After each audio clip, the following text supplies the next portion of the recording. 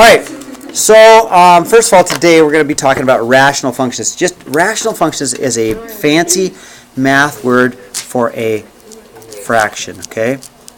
Rational functions are fractions, all right? So if I look at f of x equals 1 over x, that's a fraction, right? Now the first thing I realize about this one, if I think about the problem, one thing I know for sure is x cannot equal 0, okay? And there's no way to remove that.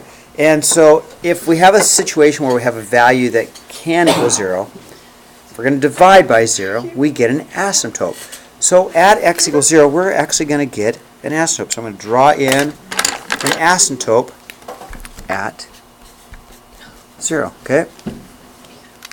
Now, another thing, if I take a look at this problem, so x cannot equal 0. So at 0, you will have an asymptote. Well, I'm going to put it on the calculator, but you won't see the asymptote on the calculator. You will not see the asymptote on the calculator because it's going to be on the axis, right? If x and y are the same thing. Now, there's also a thing called a horizontal asymptote. There, I got the T in there. So the horizontal asymptote is what y cannot be. And in any particular fraction, the only way you can make a fraction 0, the only way you can make a fraction 0 is if the numerator at the top can be a fraction. Well, that's impossible in this case because you can't plug anything into it. It's just 1 over x. So in this case, y cannot equal 0 either. So you're going to have what we call a horizontal asymptote at y equals 0. So you have a horizontal asymptote. Okay.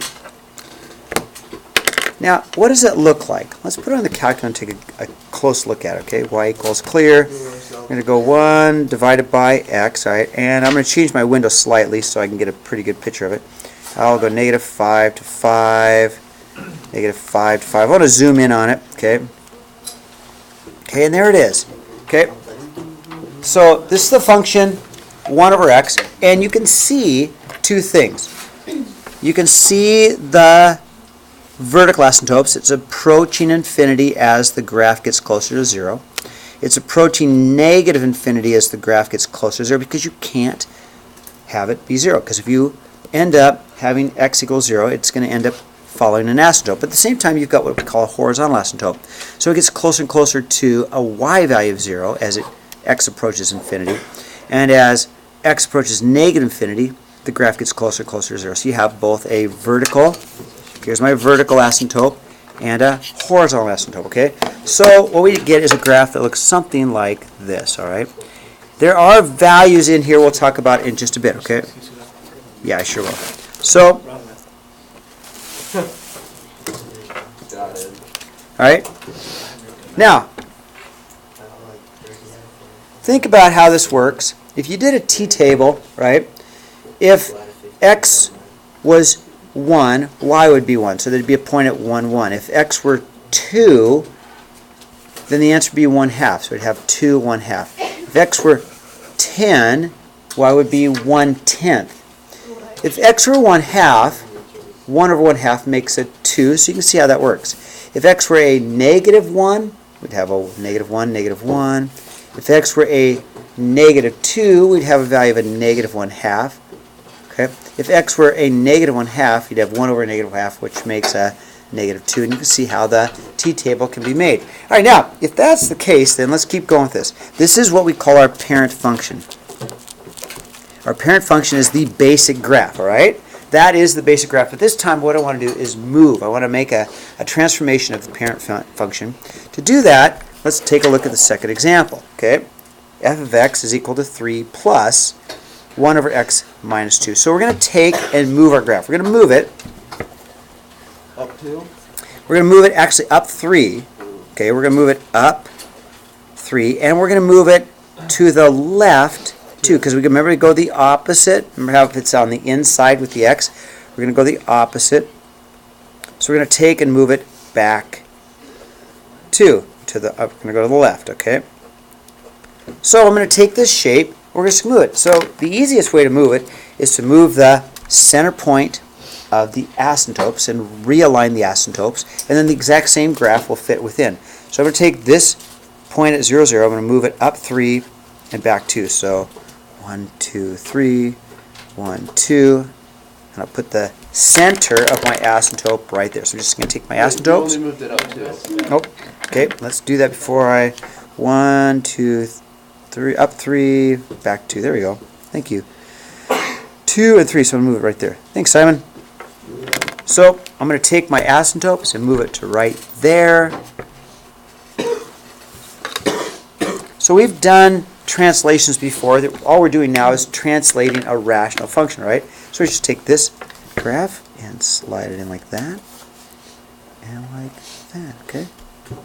Wait, Go ahead. like the other one, it was on the top right one. Why did you move it? So I'm going to move. This is my parent function, 1 over x, right? And then when I come down to here, I got to take this graph and move it up 3 and back 2. So we just move it's easier to move the asymptotes. And I'll put it in the calculator. You'll see in a second, okay? Oh yeah, no, I get that. I just don't get why the black lines move. Oh, these black lines? Yeah. That is the graph. That's the actual graph. The asymptotes are not part of the graph at all. In fact, the asymptotes you won't even see on a calculator. The asymptotes are just imaginary boundary lines. Does that make sense? Wait, so how do you know where to draw the little black lines? Great. So so you just move them in so that they approach. Okay, I see what you're saying, Simon. You want this shape, so you want them to approach. See how it gets closer and closer and you approach them? So once you get your asymptote, you say, okay, I'm just going to get it. Now exactly where it is, point by point, we don't need that yet. We just need to have it so that it has this shape. It approaches the asymptote, it approaches the asymptote, it approaches the asymptote, and approaches the Wait, asymptote. so Okay. but does it matter what box you put them in? Because like, what if you put? Oh, yes, I did make a mistake. I did make a mistake, and I have to admit it on camera. You are more awake than I am. You are totally right. It absolutely has to go here Okay, that's what I thought. and here. Thank you, Simon. Good thing I have whiteout. I will admit it on camera. I made a mistake. Thank you, Simon. Simon was right and Bill was wrong. On camera. Dude, I'm gonna go record that and put it on the call resume right then. There you go. Now, let's go back to domain. It was wrong. So domain and range, all right? So if I take a look at my asymptotes, guys, stop talking. I'll put that on camera too. If I look at my asymptotes, then that helps me with my domain and range. The domain of this function is everything, every x value except for 0, right?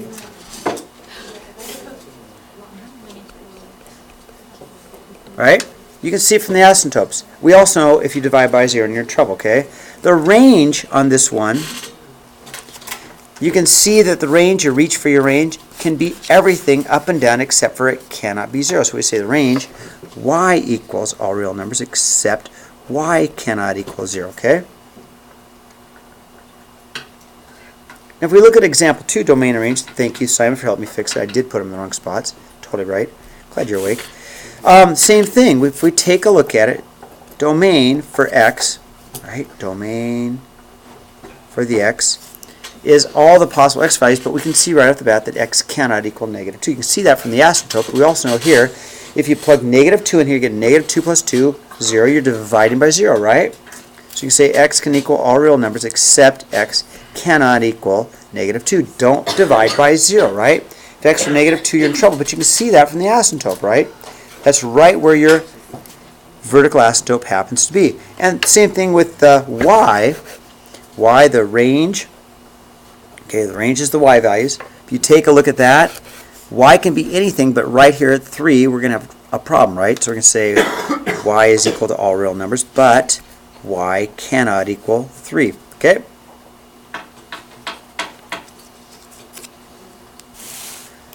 Now let's talk end end behavior. Okay, describe the translation of f of x equals 1 over x. What are the equations of the vertical and horizontal asymptotes? What's end behavior? So let's go ahead and redraw this graph, all right?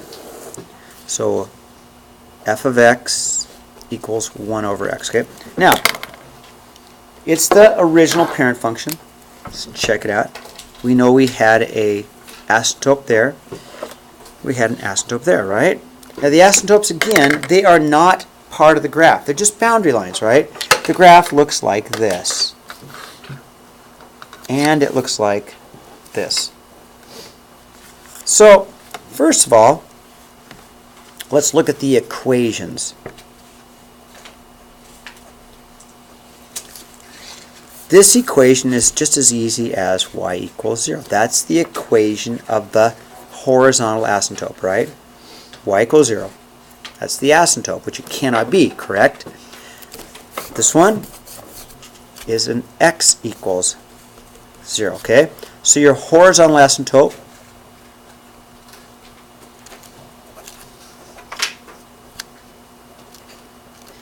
equation is y equals 0. And my vertical equation, my vertical asymptote,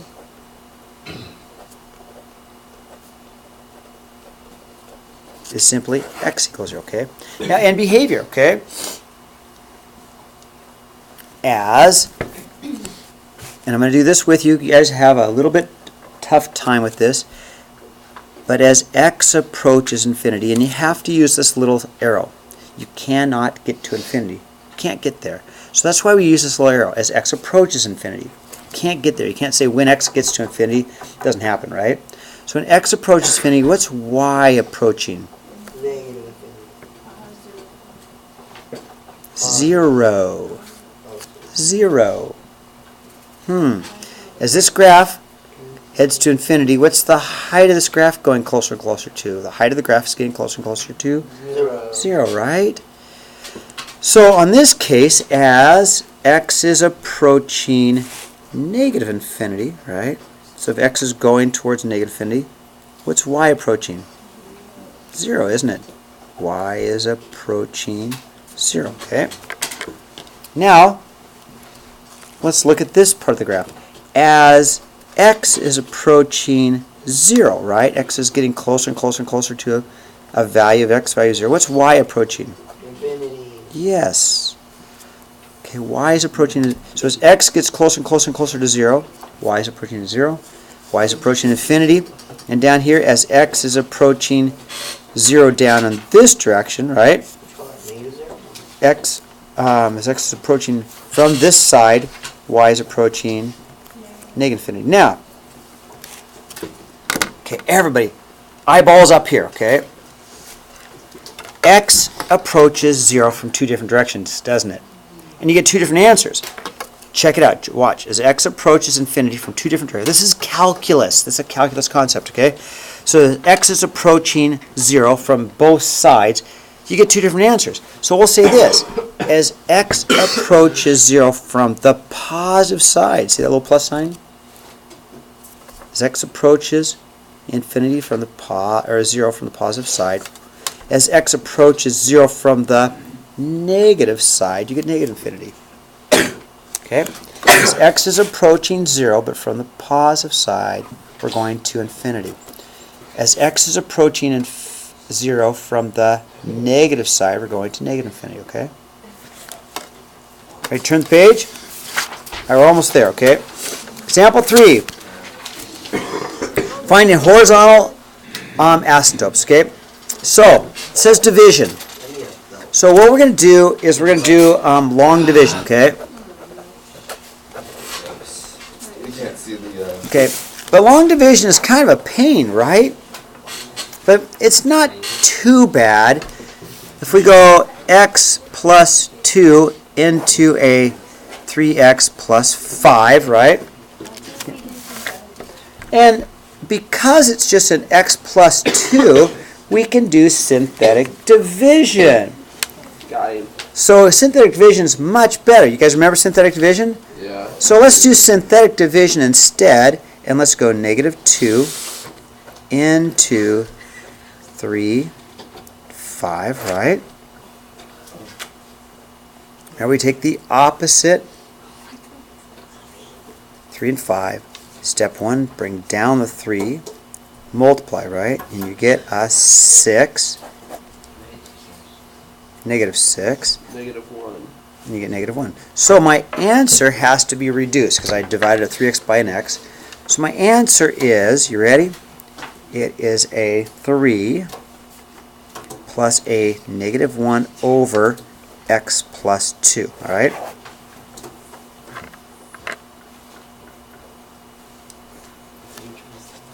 Now, we want to graph this and talk about asymptotes. Let's think about this real quickly, okay?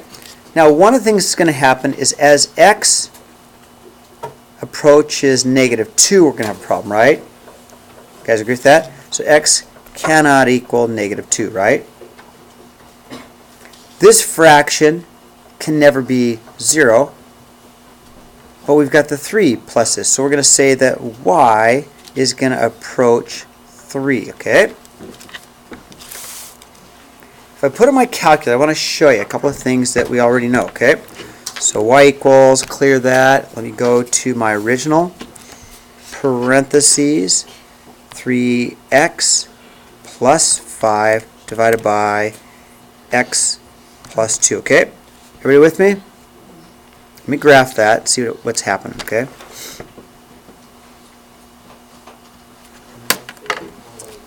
Now, if I were to take a look at this, let's make sure this isn't permanent. Good.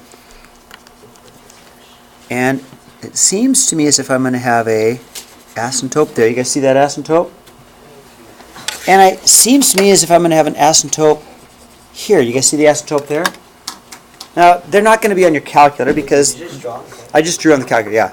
I tested to make sure it was one I could lick off, yeah. So what's going on? It seems to me as if I have a vertical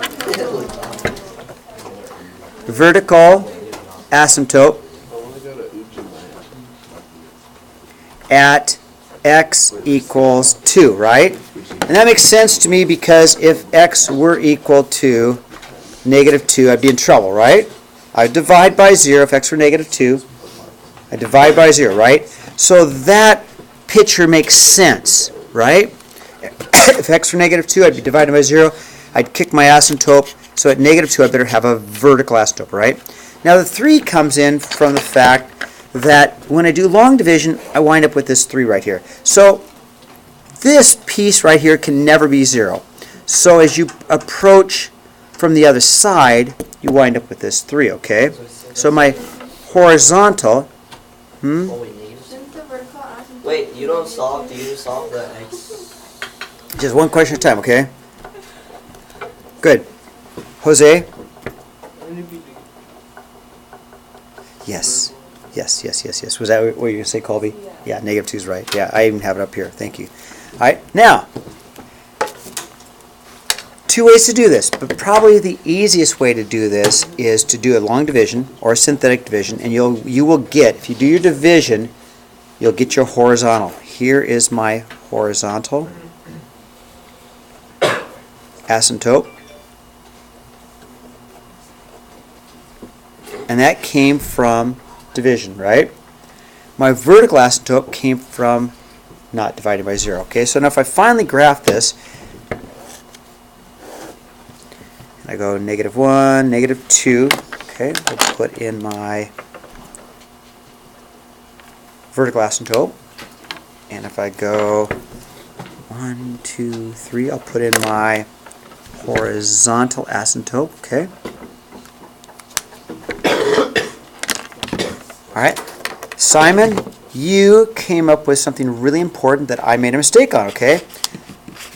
Can I turn the page real quick? Turn the page real quick. I drew this one wrong, didn't I? I drew this wrong. I had it here and here, right? But look at this one. This one is reversed, isn't it? What makes it do that? Great question. I bet you can tell me. I bet you can tell me. It's a negative asymptote. Bet you can tell me. Bet somebody can tell me. Why is this one the flip? Go ahead, Chris. Negative 1. Thank you very much. Yes. This negative one right here made it upside down, right? And I ended up graphing the inverse. Nice job, Chris. Okay, homework. Let me go ahead and stop this recording, but I think I'll shorten the homework. Okay.